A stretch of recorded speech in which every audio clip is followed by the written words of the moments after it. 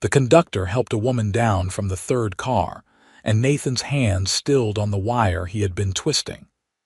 She wore black from head to toe, the morning dress stark against her pale skin, and she moved with the careful, protective movements of a woman carrying new life. Her auburn hair was pinned neatly beneath a modest black bonnet, and even from 30 feet away, Nathan could see the exhaustion etched into her features. She carried a single carpetbag and clutched a letter in her gloved hand, looking around the platform with eyes that held both hope and desperation. Nathan set down his tools and wiped his hands on his dusty trousers. He was 26 years old, had been working the McCormick Ranch since he could walk, and had seen enough of life to recognize trouble when it wore a black dress and carried everything it owned in one small bag.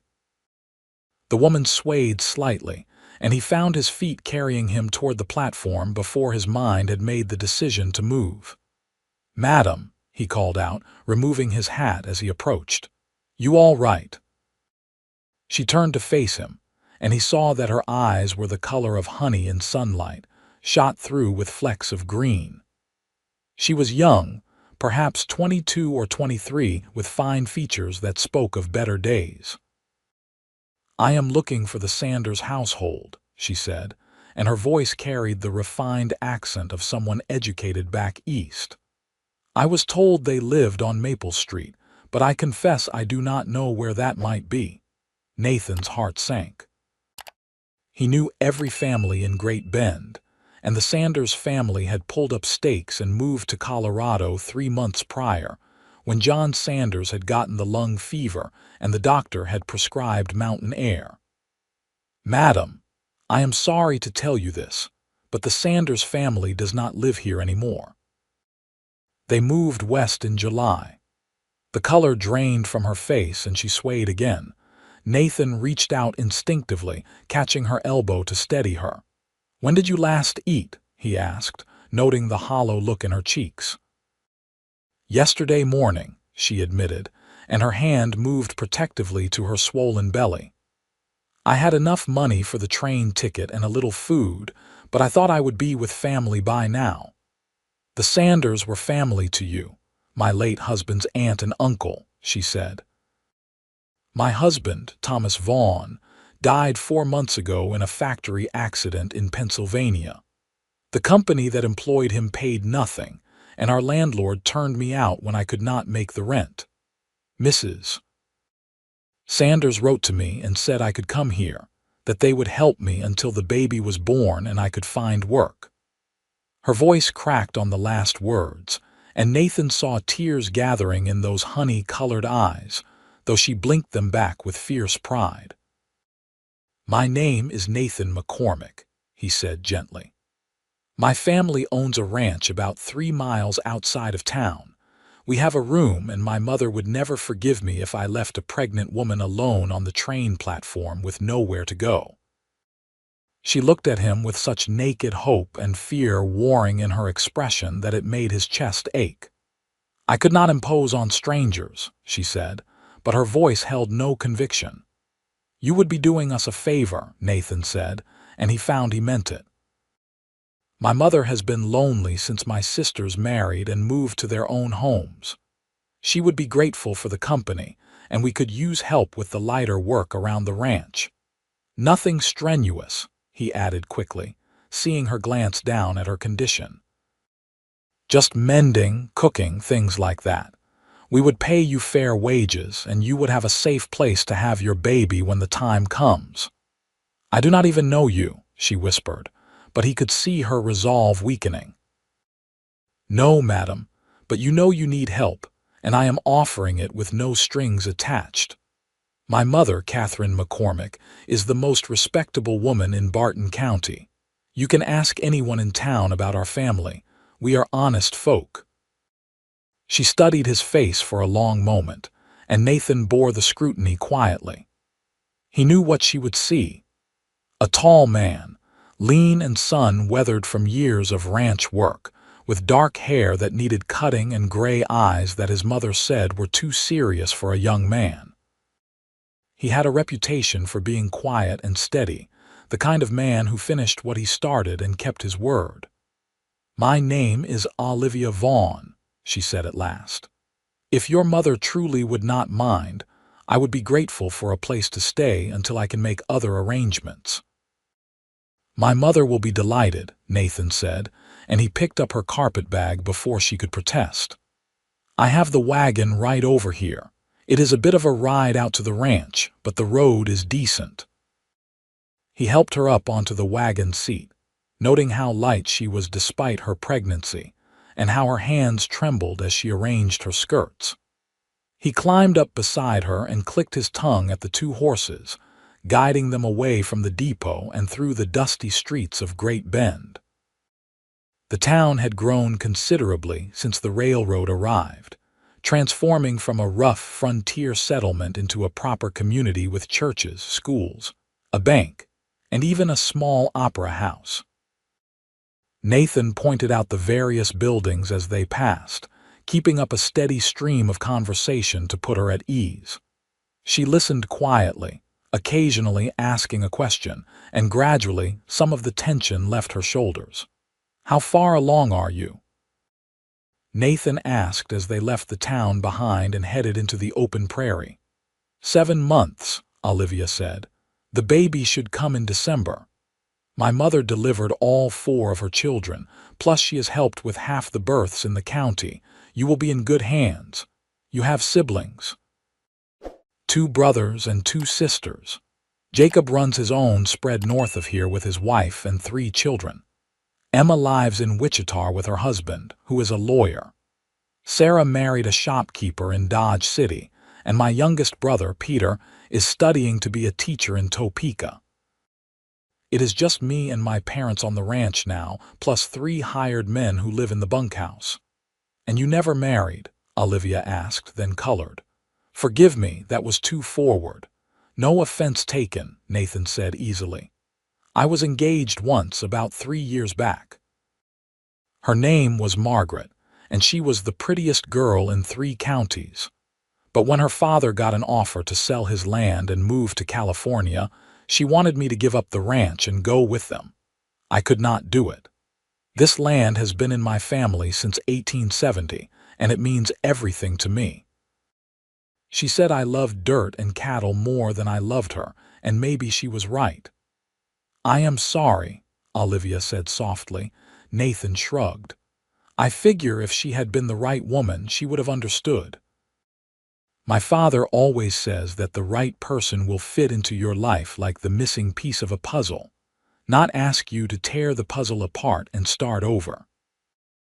They rode in comfortable silence for a while, the wagon creaking along the rutted road while prairie grass stretched out in golden waves on either side. The autumn sun was warm, and a light breeze carried the scent of dry grass and distant cattle. Nathan found himself acutely aware of the woman beside him, the way she sat with her back straight despite her obvious exhaustion, the way her eyes scanned the horizon as though memorizing every detail of this new landscape. "Tell me about your husband," Nathan said. "If you want to, I mean." Olivia was quiet for so long he thought she would not answer, but then she spoke. "Thomas was a good man. We met at a church social in Philadelphia where I grew up. My father was a school teacher, and Thomas worked as a foreman at a textile mill. He had ambitions to own his own business someday. We married 2 years ago, and everything was fine at first. But then the mill started having accidents. Poor safety conditions, machines that were not properly maintained. Thomas complained to the owners and they dismissed him. He found work at another factory, one that made agricultural equipment, but the conditions there were just as bad." Her voice caught. "A steam boiler exploded. 3 men died, including Thomas. I was 4 months pregnant and had nothing." "That is a heavy burden to carry alone," Nathan said. "I did not think I would survive it," Olivia admitted. "The grief was so complete that some days I could not get out of bed. But then I felt the baby move, and I realized I could not give up. This child deserves a chance at life, even if its father will never hold it. This story was That posted on baby the is channel lucky The to have a Rusty mother as Saddle. strong Please as do you. not repost it in any Olivia form. turned to look at him with surprise. Strong. I am a charity case who had to beg for a train ticket from my church. You are a woman who lost everything and kept going anyway. That is the definition of strong. She looked away, but not before Nathan saw tears spill down her cheeks. She wiped them away quickly with her gloved hand. I am sorry. I seem to cry at everything these days. My mother says pregnancy makes women more emotional, nothing to apologize for. They crested a small rise, and the McCormick Ranch spread out before them. The main house was a sturdy two-story structure built from local limestone, with a wide porch that wrapped around three sides. A barn, stables, and several outbuildings dotted the property, and Nathan could see cattle grazing in the distance. It was not the biggest ranch in Kansas, but it was prosperous and well-maintained, a testament to years of hard work.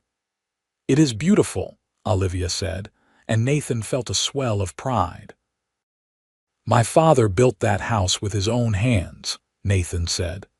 Took him 2 years, working every evening after he finished the day's ranch work. He wanted my mother to have a proper home, not a sod house or a cabin. As they approached, the front door opened and Catherine McCormick emerged onto the porch, wiping her hands on her apron. She was a handsome woman in her early 50s, with graying brown hair pulled back in a neat bun and sharp blue eyes that missed nothing. Her expression shifted from curiosity to concern as she took in the sight of Olivia in her morning dress. Nathan pulled the wagon to a stop and climbed down, then helped Olivia descend. Mother, this is Mrs. Olivia Vaughn.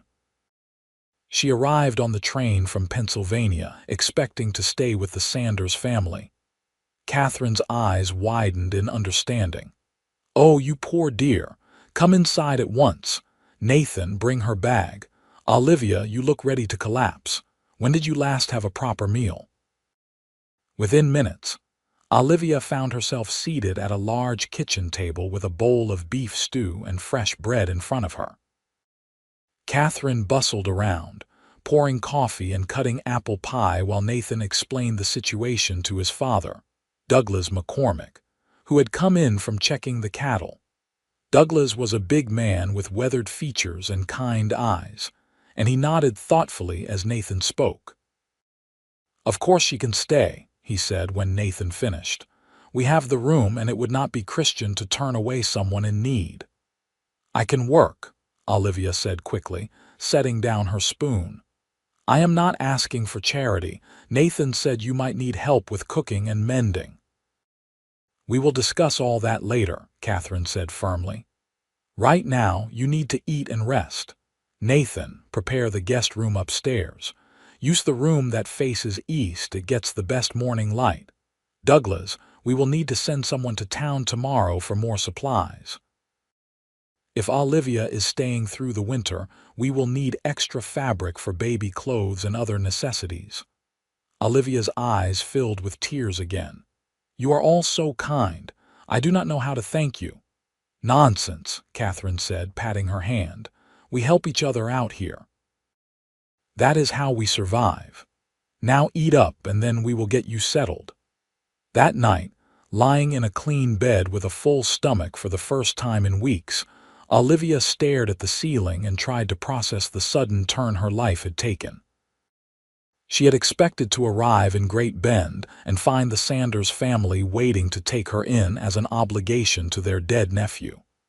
Instead, she had found herself taken in by complete strangers who asked for nothing in return except honest work. And then there was Nathan McCormick. She could not stop thinking about the way he had looked at her on the platform, with such simple kindness in his gray eyes. The way he had spoken to her like she was a person deserving of respect, not a burden or an object of pity.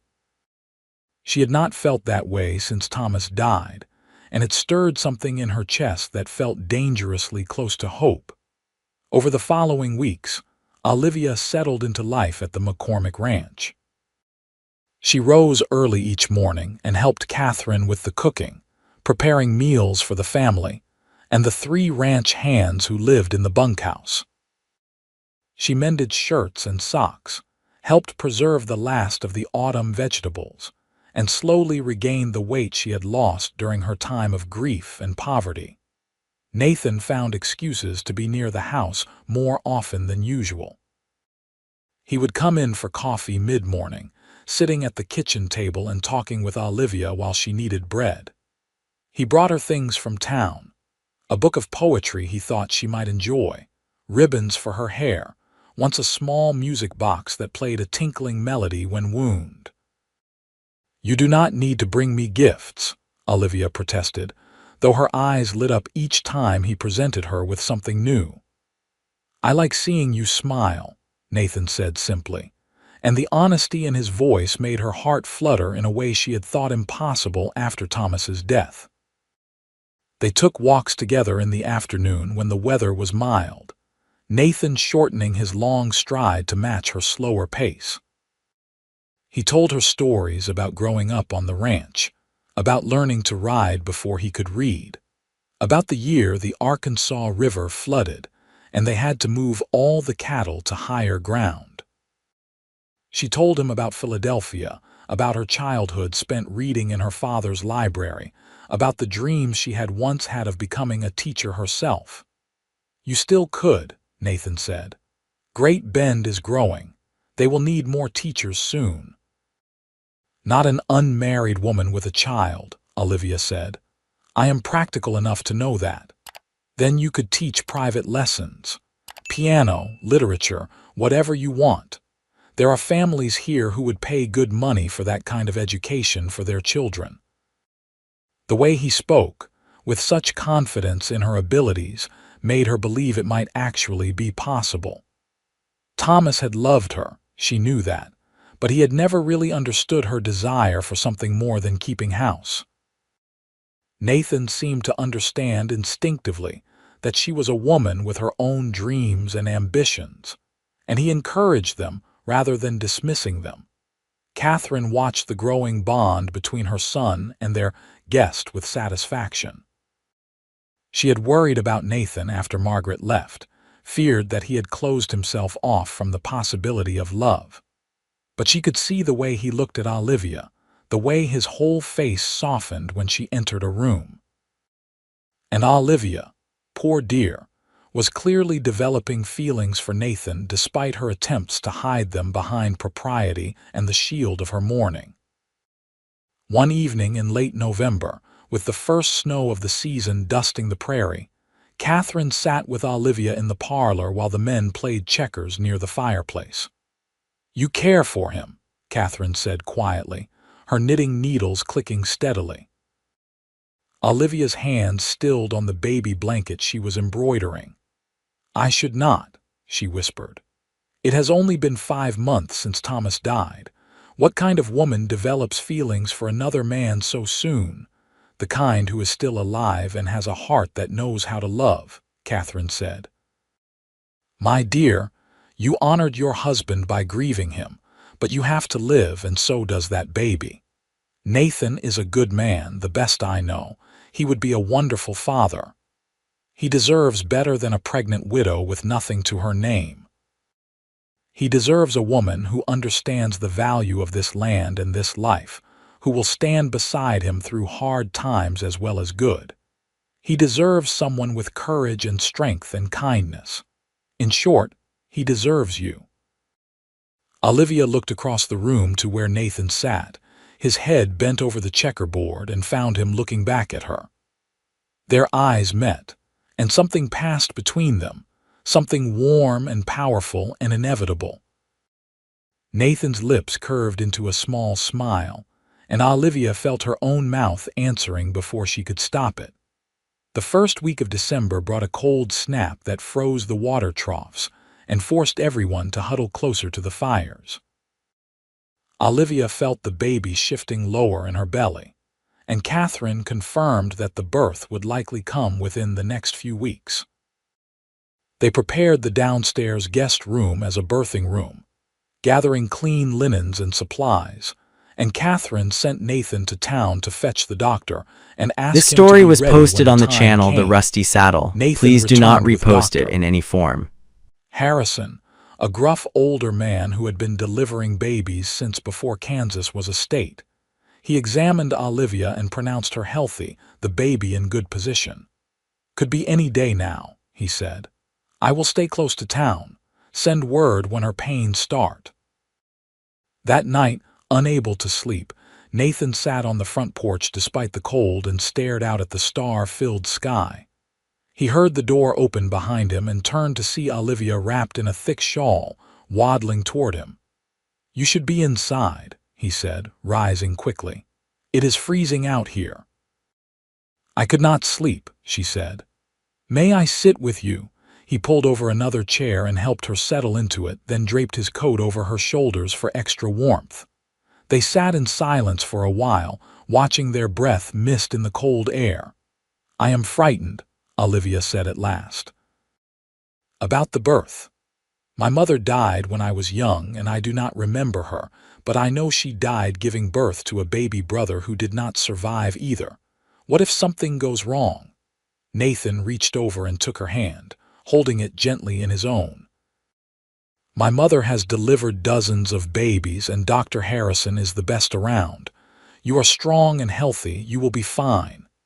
"You cannot know that." "No," he admitted, "but I believe it, and I will be here no matter what happens." Olivia turned to look at him, her honey-colored eyes reflecting the starlight. "Why are you so good to me, Nathan? You owe me nothing." "Maybe I do not do it because I owe you anything," Nathan said.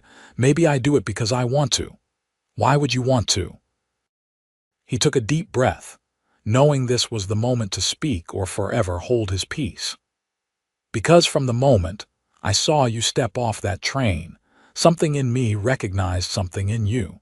I know you are still grieving your husband, and I am not asking you to forget him or replace him.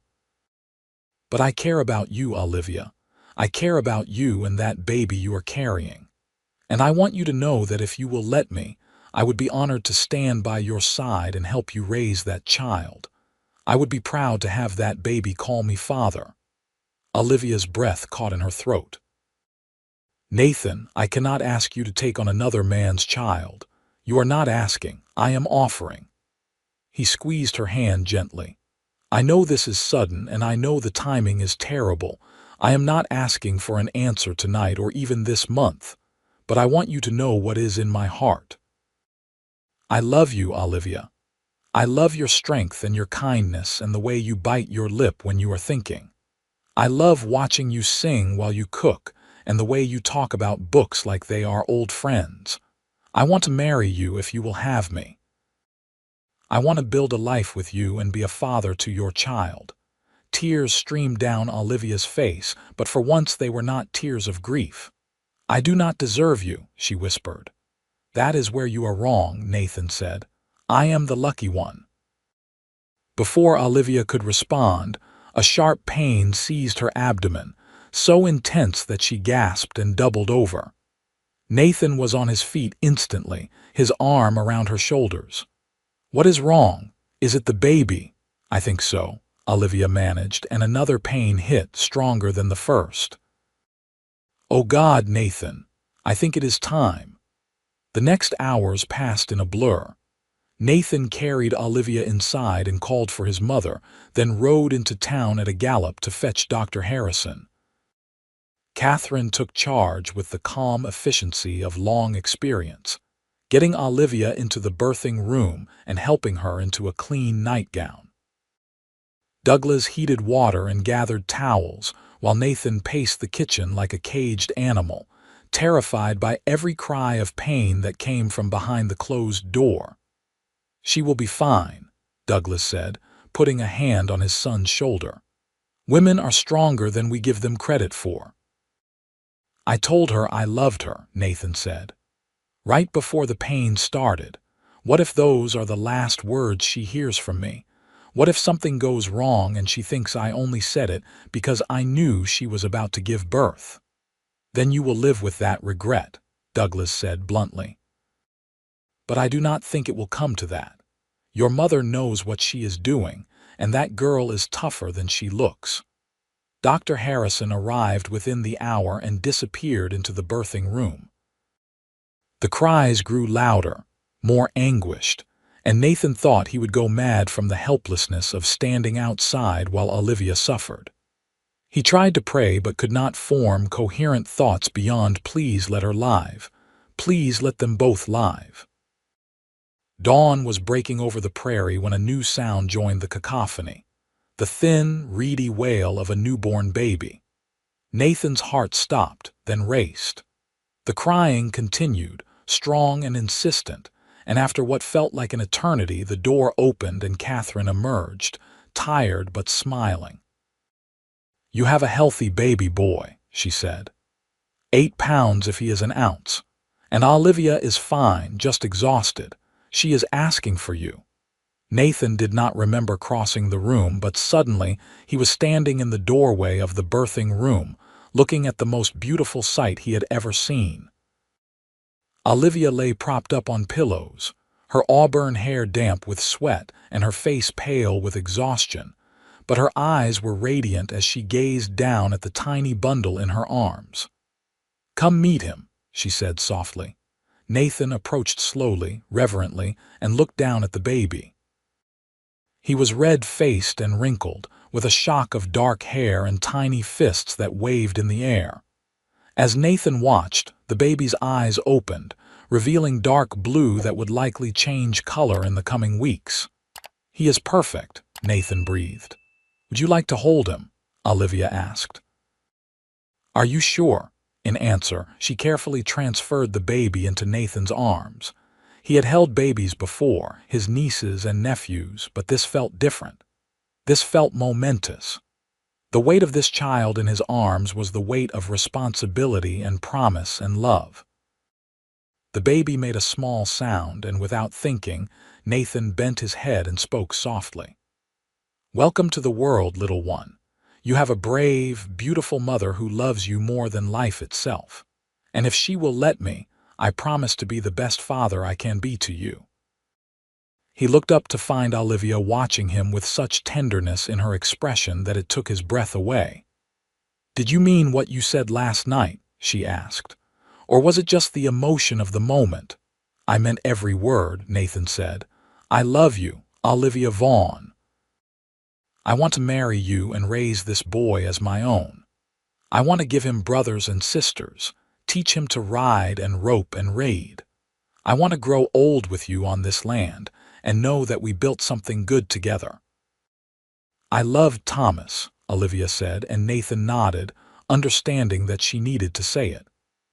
"I will always love him and honor his memory, but he is gone and you are here. You have shown me such kindness, such pure goodness of heart, that I cannot help but love you too. It is not the same love I had for Thomas. It is different but no less real. So yes, Nathan McCormick, I will marry you, and this child will call you father proudly, because you will earn that title every day through your actions." Nathan carefully returned the baby to Olivia's arms, then knelt beside the bed and took her hand in his. "I will spend the rest of my life making sure you never regret this decision." "I know you will," Olivia said, and she leaned forward to kiss him softly. They named the baby Thomas Nathaniel Vaughn McCormick, honoring both his blood father and the man who would raise him. The wedding took place 3 months later in March of 1886 in the small church in Great Bend.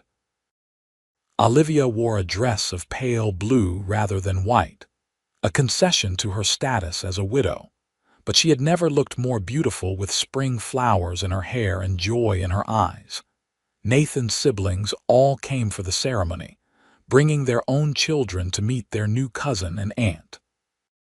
The church was packed with ranchers and townspeople who had heard the story of the pregnant widow and the cowboy who had promised to raise her child as his own. There was not a dry eye in the house when Nathan recited his vows, promising to love and cherish Olivia all the days of his life, and to be a father to Thomas in every way that mattered. After the ceremony, they held a party at the ranch that lasted well into the evening. There was music and dancing, food and drink in abundance. This story and was the kind of posted on the joy that channel The comes from Rusty witnessing Saddle. something Please do not truly good repost it happen in any a world form. that often seemed too hard.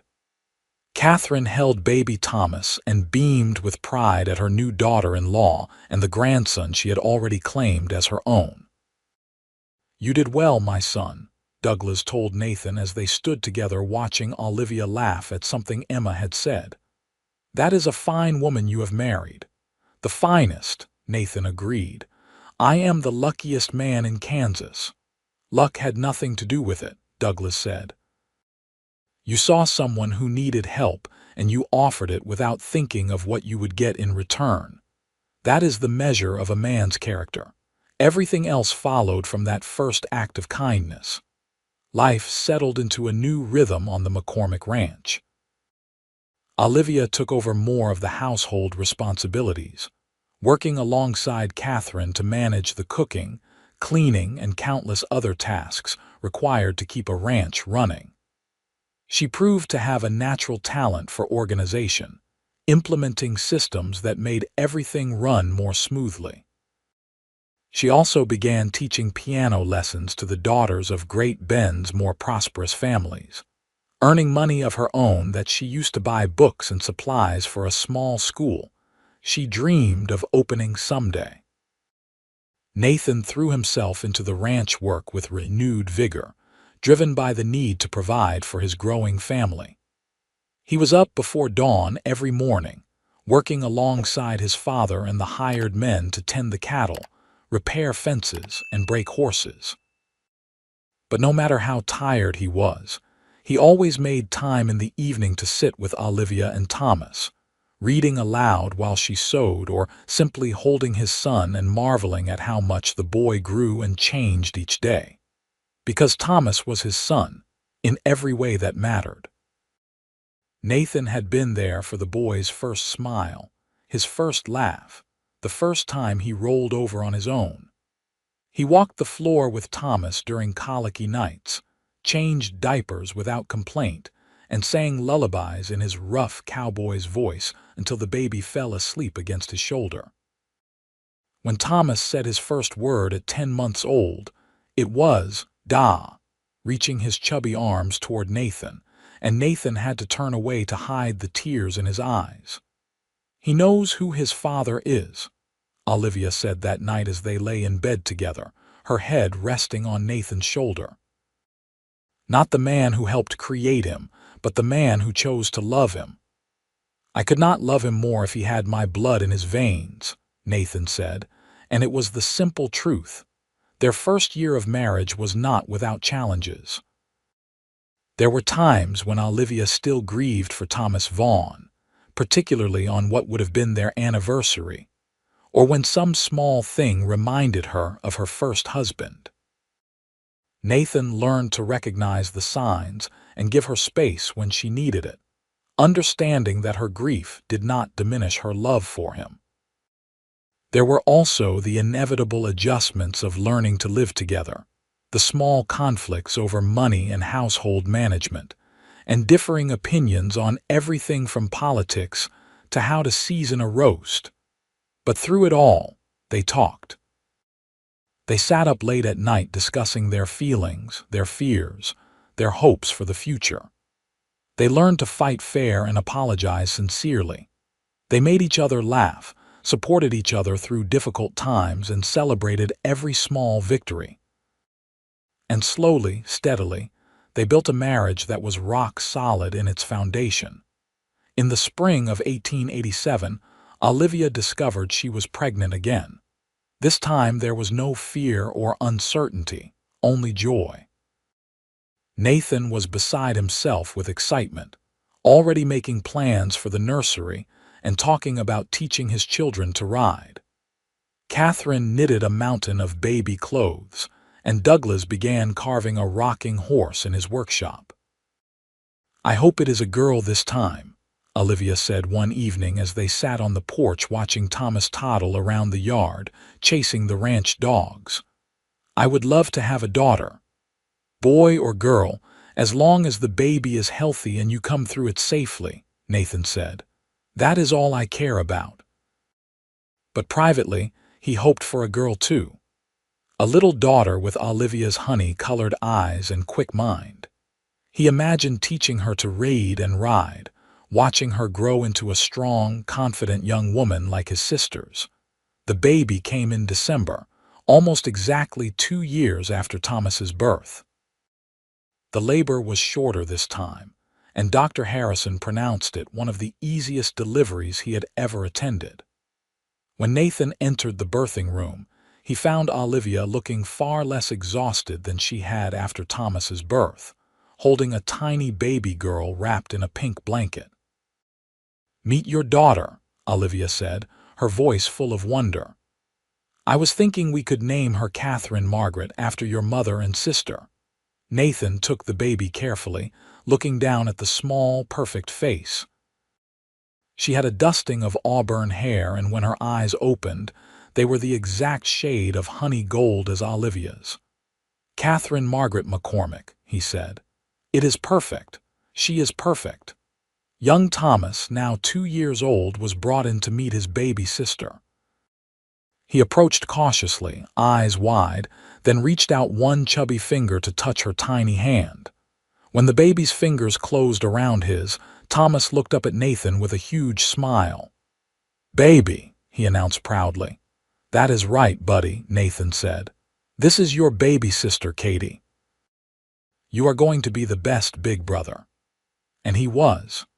As Katie grew, Thomas appointed himself her protector, always making sure she had her favorite toys and running to alert the adults if she cried. The bond between the two children was immediate and deep, and watching them together never failed to make Nathan's heart swell with gratitude for the unexpected family he had been given. The ranch prospered over the following years. Nathan proved to have his father's head for business, making smart decisions about when to buy and sell cattle, investing in better breeding stock, and slowly expanding their land holdings. By 1890, the McCormick Ranch was one of the most successful operations in Barton County, employing 12 men and running over 1,000 head of cattle. Olivia's little school had become a reality as well. She had converted one of the unused outbuildings into a schoolroom, and now taught 8 students, children of neighboring ranchers who wanted their sons and daughters to have an education, but lived too far from town to attend the public school daily. She taught reading, writing, arithmetic, and music, and took enormous pride in watching her students' progress. "You were right," she told Nathan one evening as they sat together after putting the children to bed. "About everything. About me being able to teach, about building a life here. I never imagined I could be this happy." "I was not right about everything," Nathan said with a smile. "I predicted Katie would have dark hair like mine, and I was completely wrong about that." Olivia laughed and snuggled closer to him on the settee. "You were right about the things that mattered." In 1891, Douglas McCormick suffered a stroke that left him partially paralyzed on his left side. It was a blow to the family, seeing the strong, vital man reduced to needing help with basic tasks. But Douglas bore it with grace, and Catherine proved to be a devoted caregiver. Nathan took over full management of the ranch, and Olivia closed her school temporarily to help care for her father-in-law. "You do not have to do this," Douglas told her one afternoon as she helped him practice walking with his cane. "You have your own children to care for." "You are family," Olivia said simply. "This is what family does." Douglas recovered much of his mobility over the following months, though he never regained full use of his left arm. But he could walk again, could ride a horse with assistance, and most importantly, could sit on the porch and watch his grandchildren play. He told Nathan more than once that Olivia had been a blessing to their family in ways he could never have anticipated. Thomas grew into a bright, curious boy who loved books as much as ranch work. At 7 years old, he could already read at a level far beyond his age, devouring every book in the house and begging This for story more. was posted on the channel The He Rusty also showed a Saddle. natural Please do not talent with repost it horses, in any form. able to calm even the most skittish animals with his gentle manner. Nathan taught him to rope and ride, to track game and read the weather in the clouds, and took pride in every skill the boy mastered. "He has the best of both his fathers," Olivia observed one day as they watched Thomas help one of the ranch hands gentle a new colt. "Thomas Vaughn's intelligence and your steadiness. He is just himself," Nathan said, "and that is more than enough." Katie, at 4 years old, was a whirlwind of energy and curiosity, constantly asking questions and getting into mischief. She followed Nathan everywhere when he was home, demanding to be taken on rides and insisting she would be a cowgirl when she grew up. She had Olivia's determination and Nathan's stubbornness, a combination that promised interesting challenges in the years to come. In 1893, Olivia found herself pregnant for the 3rd time, though this pregnancy was more difficult than the previous 2. She was often tired and sick, and Dr.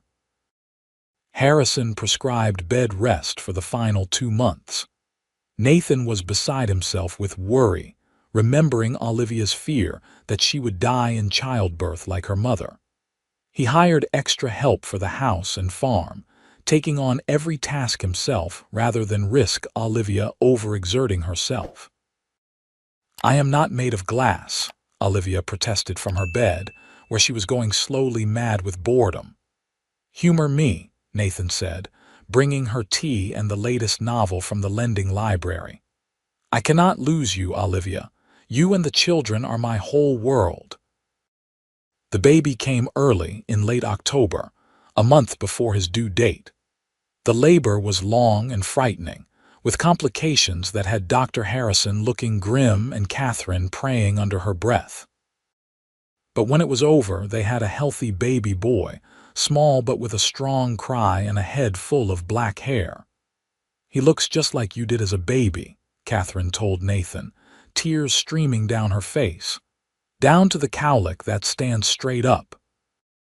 They named him Jacob Douglas McCormick, after Nathan's brother and father. Young Jacob proved to be a fighter from the start, overcoming his early birth to grow strong and healthy. Olivia recovered slowly from the difficult birth, and Dr. Harrison told them quietly that she should not have any more children, that another pregnancy might kill her. It was hard news to receive, but Nathan and Olivia both agreed that they had been blessed with 3 beautiful children, and they would focus on raising them well, rather than mourning the children they would never have. They took precautions to prevent future pregnancies, and if there were moments when Olivia felt a pang seeing other women with new babies, she reminded herself of everything she had and felt grateful beyond measure. The years rolled on, bringing both joys and sorrows. In 1895, Catherine McCormick died peacefully in her sleep at the age of 62. The whole family grieved the loss of the matriarch who had held them all together, but they took comfort in knowing she had lived a full life and died surrounded by love. Douglas followed her 2 years later, and Nathan wept at his father's graveside, feeling the weight of being the head of the family settle fully onto his shoulders. But there were triumphs too. Thomas at 12 won a scholarship to a prestigious boarding school in the East, excelling in his studies and making his parents proud. Katie grew into a beautiful young woman who could outride most of the ranch hands and had the business sense that Nathan said would make her a wealthy woman someday. Jacob was a happy, affectionate child who loved everyone he met and seemed to have been born without fear, giving his parents constant heart attacks with his daredevil stunts. Through it all, Nathan and Olivia's love deepened and matured. The passionate romance of their early years mellowed into something more profound. a partnership built on mutual respect, shared values, and unwavering commitment. They still held hands when they walked, still stole kisses in the kitchen when the children were not looking, still talked late into the night about everything and nothing. On a cold December evening in 1900, 15 years after that fateful day when Olivia had stepped off the train in Great Bend, the family gathered to celebrate Thomas's 15th birthday and the anniversary of the day he had been born. Thomas was home from school for the winter holiday, tall and handsome at 15, with his mother's intelligence shining in his eyes and his father's quiet strength in his bearing. After dinner, as they sat around the parlor with the fire crackling merrily, Thomas stood up and cleared his throat. "I have something I want to say," he announced, his voice cracking slightly with adolescent uncertainty. "Mother, Father, Katie, Jacob, I want to thank you all for this life you have given me. I know my story did not start the way most people's do. I know I had another father, a man I will never know but who I am told was a good man. But the father I have, the one who has been there for every important moment of my life, is the best father any boy could ask for." He turned to Nathan, his eyes suspiciously bright. "You did not have to love me. You did not have to claim me as your son or give me your name. But you did, and you have never once made me feel like anything other than your true child. So I want to say, officially and in front of everyone, that I am proud to be Thomas McCormick. I am proud to call you father. And I hope to grow up to be half the man you are." There was not a dry eye in the room. Nathan stood and pulled his oldest son into a fierce embrace, too overcome with emotion to speak. Olivia wept openly, holding Katie and Jacob close. And in that moment, the truth of their family was laid bare. They were not bound by blood but by choice, by love that was given freely and received gratefully, by a commitment that had weathered every storm. Later that night, after the children had gone to bed and the house was quiet, Nathan and Olivia stood on the porch looking out at the snow-covered prairie. The night was clear and cold, stars scattered across the black velvet sky like diamonds. "Do you ever think about that day at the train station?" Olivia asked, leaning against Nathan's solid warmth. "How different everything might have been." "Every day," Nathan admitted. "If I had not looked up at that exact moment, if you had arrived a week earlier or later, if I had not offered to help, so many things had to align perfectly for us to find each other. My grandmother used to say that fate has a way of bringing people together who are meant to be," Olivia said. "I did not believe her when I was young. I thought we made our own destinies. But after everything that has happened, I am not so sure. Maybe we were always meant to find each other one way or another." "I do not know about fate," Nathan said, pulling her closer. "But I know that meeting you, loving you, raising our children together has been the greatest privilege of my life. You taught me that family is not just about blood. It is about showing up every day and choosing love, even when it is hard, especially when it is hard." "You taught me that too," Olivia said. "You taught me that it is possible to love again after loss, that opening your heart to new possibilities does not mean betraying the past. You saved me, Nathan. You and your parents saved my life and gave me and Thomas a future we never would have had otherwise." "We saved each other," Nathan corrected gently. "You gave me purpose, a reason to be the best version of myself. You made this ranch into a home instead of just a place where I worked. Our children, all three of them, have given my life meaning beyond anything I imagined possible." They stood together in comfortable silence, watching the stars and thinking about the unlikely journey that had brought them to this moment. Olivia thought about the terrified pregnant widow who had stepped off the train 15 years ago, alone and desperate. She thought about Thomas Vaughn, the husband she had loved and lost, and silently thanked him for giving her the son who had become the bridge to her new life. She thought about the future stretching ahead, full of possibility and promise. Nathan thought about the choices that had shaped his life. The decision to look up at the train platform, to offer help to a stranger, to open his heart to love again after Margaret. He thought about the vows he had made, to Olivia and to her unborn child, and felt proud that he had kept every single one of them. He thought about his children growing up, about grandchildren he might someday hold, about the legacy he would leave behind. "We did good, did we not?" Olivia asked softly. "We did better than good," Nathan said. "We built something real and lasting. Whatever else happens, we have that." The wind picked up, whistling across the prairie and making Olivia This shiver story was despite posted her on the heavy channel shawl. The Rusty Saddle. Please do not Nathan put his repost it arm in any around her form. shoulders and guided her toward the door. "Come on, let us go inside before you catch cold." As they stepped into the warm house, Olivia looked back once at the dark expanse of the prairie, the land that had become her home. Somewhere out there, beyond the horizon, was the life she might have had if things had gone differently. But this was the life she had chosen, or that had chosen her, and she would not trade it for anything. In the morning, they would wake early as always. Nathan would ride out to check the cattle while Olivia made breakfast for the family. Thomas would read by the fire. Katie would argue about having to practice her piano, and Jacob would get into some kind of mischief that would require intervention. It would be an ordinary day, full of the small joys and frustrations of family life. But for now, they climbed the stairs together, fingers intertwined and prepared for bed.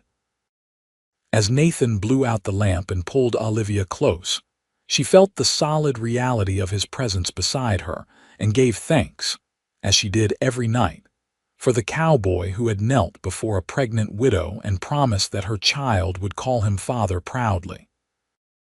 It was a promise he had kept every day for 15 years, and would continue keeping for all the years to come. And in keeping that promise, he had given them all something more precious than gold. A family bound not by obligation but by love, a home built on the foundation of kindness and commitment, and a future bright with hope.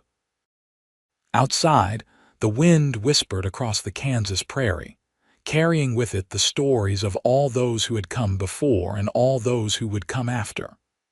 The McCormick Ranch stood solid against the winter night, lights burning warm in the windows, smoke curling from the chimney.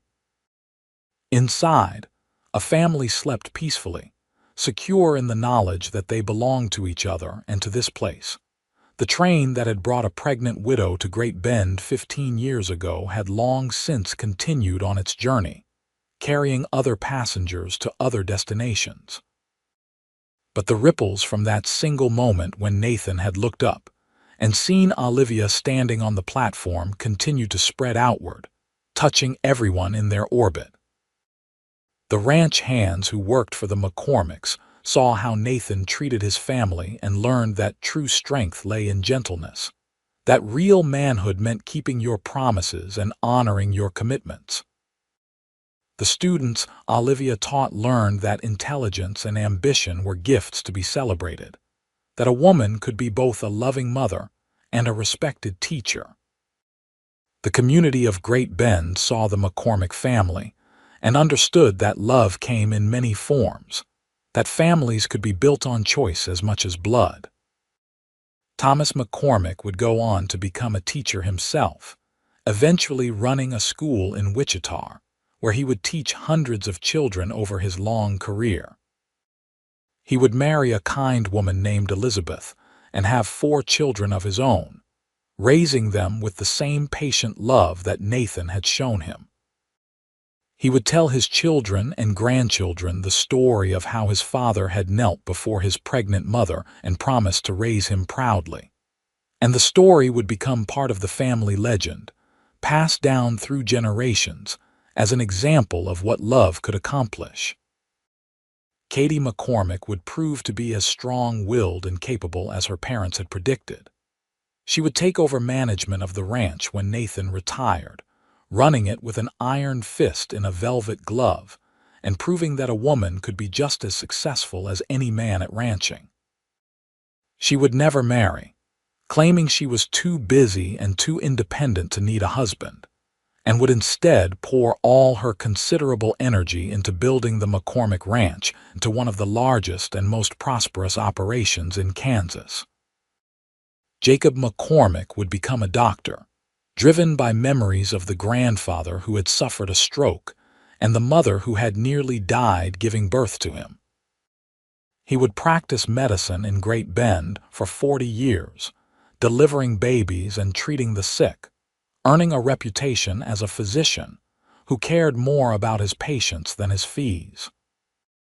He would marry late, at 35, to a nurse named Margaret who shared his calling, and together they would raise 2 daughters and a son.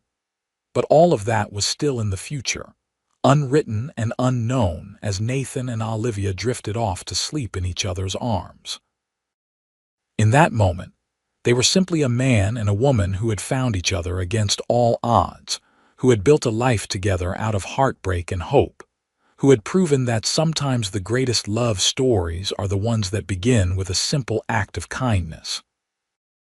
The snow continued to fall softly outside, blanketing the prairie in white, covering the paths and roads and erasing the boundaries between one property and another. By morning, the world would look fresh and new, full of possibility. But the foundation of the McCormick family would remain solid and strong, built to weather any storm that might come. And if someone had asked Nathan on that cold December night in 1900 whether he regretted the choice he had made 15 years ago to help a pregnant widow on a train platform, he would have laughed at the very idea. That choice had given him everything: a wife he adored, children who brought him joy, a purpose beyond himself, and a love that had transformed him from a lonely cowboy into a man who understood what it meant to truly live. The train had brought a pregnant widow to Great Bend, Kansas, on an October afternoon in 1885. A cowboy had knelt and said that her child would call him father proudly. And in the years that followed, that simple promise had blossomed into a love story that would echo through generations, a testament to the power of kindness, the strength of commitment, and the enduring truth that family is not just something you are born into, but something you build with your choices, day after day, year after year, until the end of your days.